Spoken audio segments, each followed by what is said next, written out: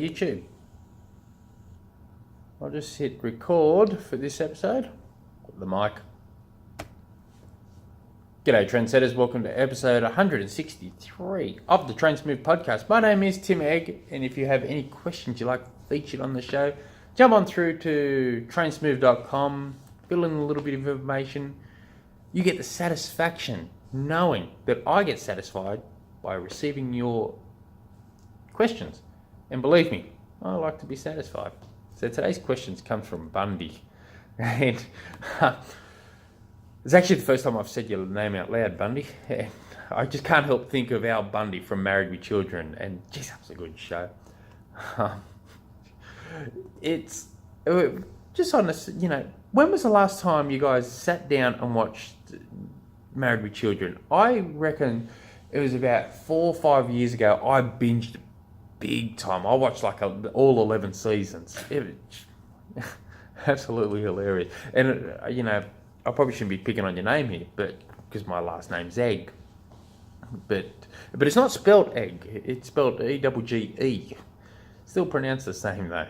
But anyway, with my fasted runs, I do is it advisable to add intervals into the sessions, or should I keep it more at zone 2?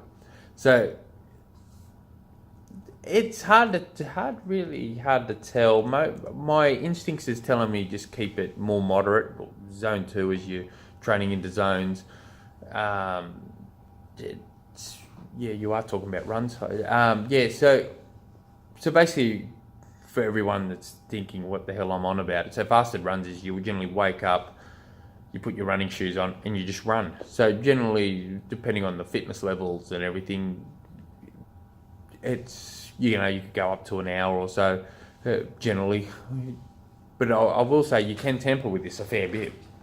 So why would you want to do that? You're probably saying, well, it's, to become more fat adapted, you start burning more fat as you're training. These fasted runs are really good for more Ironman athletes or ultra distance, where you're really going to depend on, when you're starting the run or when you're getting towards the back end of the run, when you've got just virtually nothing left in the tank. This is when these are really good. So one thing I get some athletes to do, I'm very selective on who I do this to, and I'm very selected on how often I do it, but maybe, I might pick an athlete and I might get him to do it for eight weeks. Every second week, I'll get them to do a depleted long run. So they'll do their long run, they'll wake up, they'll have no carbs at all before the run, and they'll have no carbs during the run. But I'd always recommend they take something with them just in case. It's best to have it and not need it than need it and not have it. I'd hate for them to be 15 Ks, they're on a 32K long run with absolutely nothing in the tank.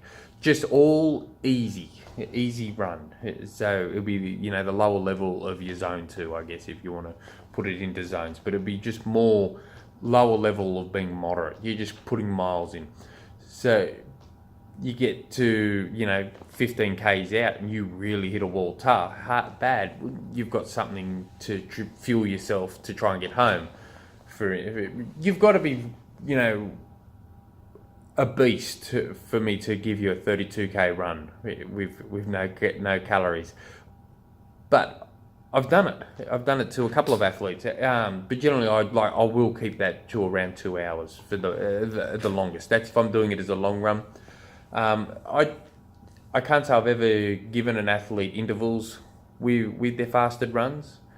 Some athletes may do it, but I generally haven't done it, and I probably wouldn't start on the podcast or YouTube by telling people to go out and do it.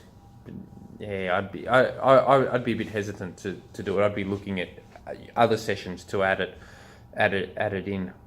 So so that probably not the answer you wanted. You're probably looking for me saying, yeah, go for it, bud, just nail it, harder the better.